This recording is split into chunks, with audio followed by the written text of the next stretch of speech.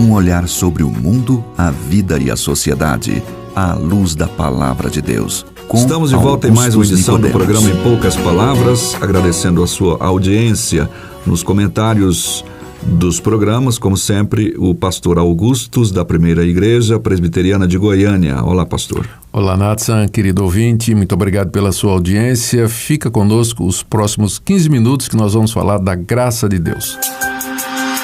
O apóstolo Paulo escreveu sua carta aos Efésios, no capítulo 2, versículo 8, que as pessoas somente podem ser salvas pela graça, por meio da fé, e que esta fé salvadora não vem da própria pessoa, mas é um dom de Deus. Salvação pela graça significa, portanto, uma salvação sem qualquer valor ou preço? Não. Significa que ela não nos custa nada. Ela nos é dada gratuitamente por Deus. E é isso que é difícil para muita gente aceitar, Natsan. Há alguma coisa no coração humano que exige que ele se sinta, de alguma forma, participante de uma coisa tão importante como seria receber o perdão dos seus pecados, ser aceito por Deus, ter a esperança de morar no céu. É muito difícil. É difícil até nas coisas da vida. Você tem gente que, para receber um presente, uma contribuição, uma ajuda, a pessoa fica negando, né? Dizendo, não precisa não, eu estou bem, não, e o que é que eu tenho que dar em troca? O que é que eu posso fazer? Eu estou devendo essa, né? Quando eu puder eu lhe pago. Então, há essa relutância no ser humano de assumir uma posição de total vulnerabilidade e dependência. O ser humano não gosta de se sentir assim. Ele acha, ele tem que ter algum controle né, da situação. Por isso, quando a gente diz que a salvação do inferno, a salvação da culpa, da condenação eterna, do tormento eterno que a Bíblia fala que virá para o ímpio, que Deus nos livra disso gratuitamente, pela sua graça, sem mérito ou contribuição nenhuma da nossa parte, aí a gente já mexe com os brios, né? E o orgulho da pessoa. A pessoa diz, mas como é isso? Então, se eu não posso contribuir com nada, não posso fazer nada... Eu não quero. Ou eu não quero, ou então, como é que eu sei que Deus... Por que Deus então me daria isso e não daria para outro, já que não é uma questão de mérito? Então, tem toda uma sorte de mal-entendidos, né, a respeito da mensagem do Evangelho pregada na Bíblia, exatamente porque... nesse texto que você leu, né, e outros, né, é dito que nós somos salvos pela graça mediante a fé, e isso não vem de nós, né? É dom de Deus, e as pessoas acham isso muito estranho. Natsan, eu acho que antes das pessoas entenderem por que é que a salvação, o perdão de pecados, ele tem que ser um presente e recebido assim, sem condições, sem cláusulas condicionais, sem nada. É preciso que a pessoa entenda o estado verdadeiro dela diante de Deus. O estado verdadeiro dela diante de Deus. O que a Bíblia nos ensina, e que nem sempre as pessoas estão conscientes, é que nós somos todos pecadores e que o pecado ele tem um efeito devastador na personalidade humana. O pecado nos torna culpados diante de Deus, portanto, merecedores do castigo de Deus, nos coloca debaixo da ira de Deus, do julgamento de Deus, e nos encaminha para aquilo que a Bíblia chama do inferno, o fogo que arde eternamente e que é um símbolo do sofrimento interminável que está preparado para o pecador. Lembrando que pecado é a quebra da lei de Deus. Mas alguém pode dizer assim, mas que lei? É a lei que Deus revelou na sua palavra e que está gravada no coração de todos, mesmo que nunca tenham lido os 10 mandamentos. Mas coisas fundamentais, né?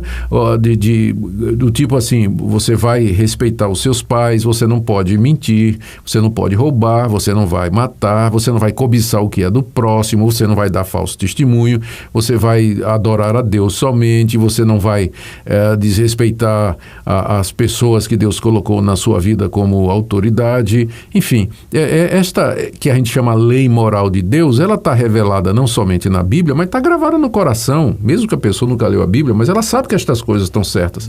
Tanto que a sua consciência o acusa quando ele faz alguma coisa, mesmo sem ter lido, né? Mesmo sem ter lido, a pessoa se sente culpada de ter feito alguma coisa errada, né?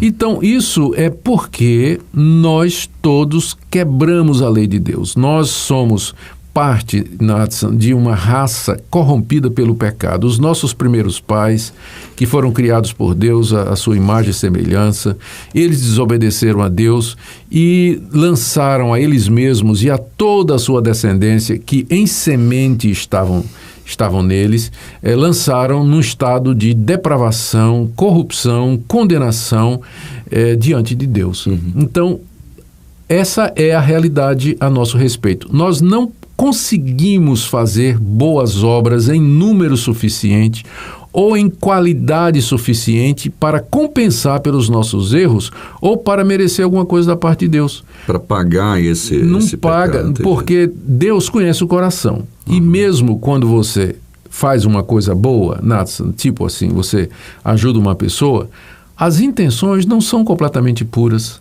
No fim, lá dentro do coração, você desejo de retribuição, você se aplaude, você se elogia.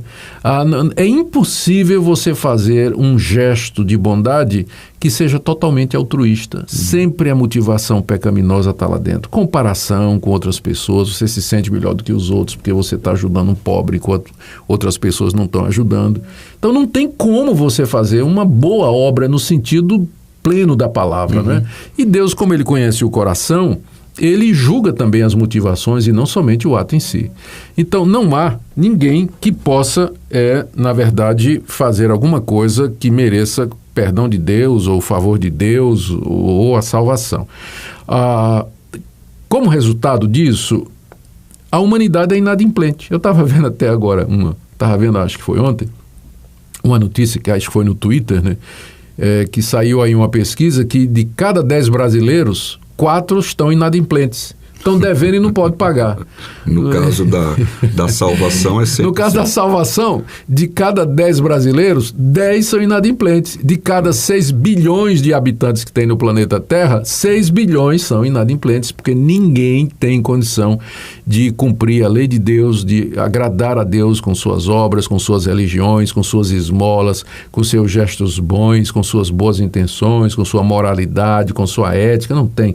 Todos nós acabamos sendo incoerentes, inconsistentes, quebramos os nossos próprios padrões, nossas motivações são erradas. A história do mundo, a história da humanidade, Nathan, é uma história de horror, de crime, de mentira, e a história não escrita, mas que está gravada na nossa memória, na nossa consciência. Se o nosso ouvinte tiver coragem e disposição de fazer isso e puxar pela memória e pela consciência, ele vai saber que ele já mentiu, já enganou, já cobiçou a mulher do próximo, o carro do próximo, a casa do próximo, já disse o que não devia, já enganou outros. Ele sabe disso, o homem sabe disso. Então é por isso que Deus, em amor, né, e sabendo que se Ele deixasse que a salvação fosse uma questão de decisão minha ou de merecimento meu, sabendo Ele que aí ninguém seria salvo, que todos nós iríamos para o inferno, Deus tomou a iniciativa.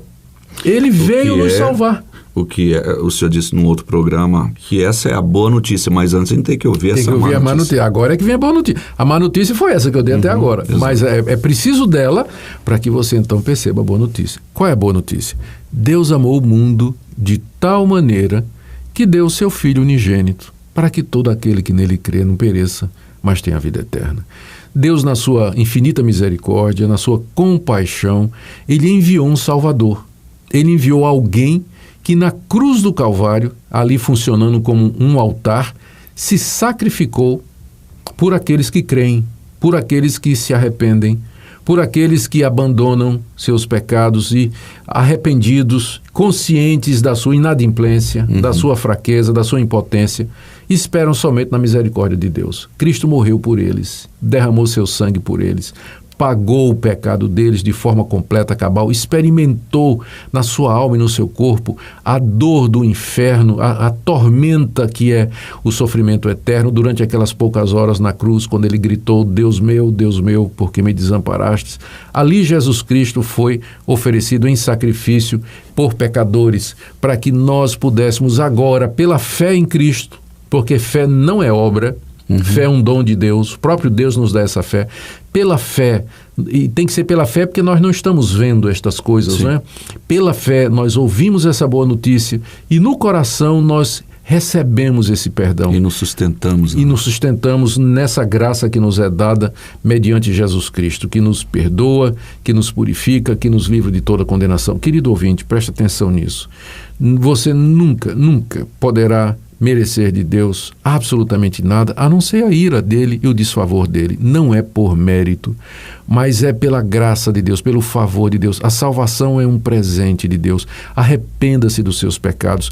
Creia em Jesus Cristo, creia que Ele realizou naquela cruz um sacrifício completo, pleno, verdadeiro, eficaz, final, suficiente para perdoar você. E você não precisa de mais nada, até porque você não tem mais nada que possa fazer, mas simplesmente receber pela graça, mediante a fé, o perdão completo, total, definitivo, final e irreversível que Deus lhe oferece na pessoa de Jesus Cristo. Então, pare de se debater, né? Tentando aí convencer Deus que você merece o céu dele. É pela graça. Pela graça, mediante a fé em Jesus Cristo. Aleluia. Amém. Vamos ouvir uma bela música, daqui a pouquinho a gente volta.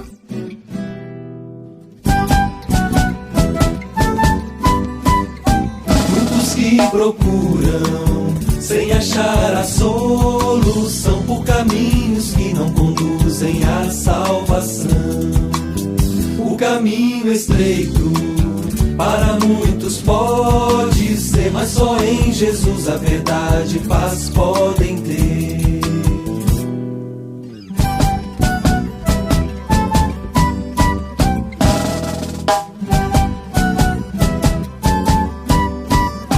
Muitos que procuram sem achar a solução por caminhos que não conduzem à salvação.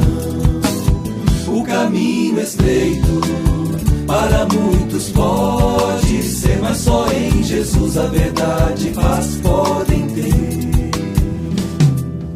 Veio como servo, trouxe-nos a luz, pagou as nossas culpas na cruz. Ressurgiu em glória e em breve voltará. Você, onde está? Qual caminho seguirá? Você, onde está? Qual caminho seguirá?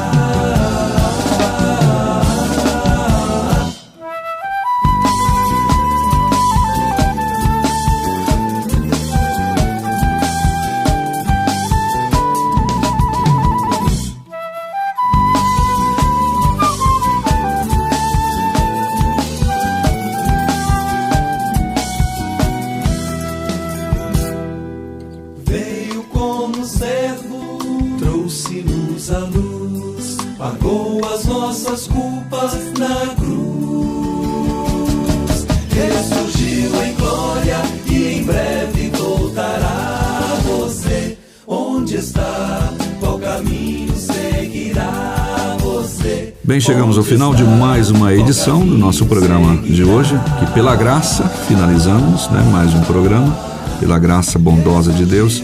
Falamos do Evangelho para você, da boa notícia, trazendo aquela má notícia, como a gente já disse antes, Pastor Augusto. Querido ouvinte, crê no Senhor Jesus e serás salvo, tu e a tua casa. Que isso seja verdade na sua família. Até o próximo programa. Se você deseja saber mais sobre esse e outros assuntos à luz da Palavra de Deus, domingo às 9 da manhã ou às 7 da noite. Será um prazer conhecê-lo pessoalmente. Primeira Igreja Presbiteriana de Goiânia, Rua 68, esquina com 71 Centro. Fone 3213-3320.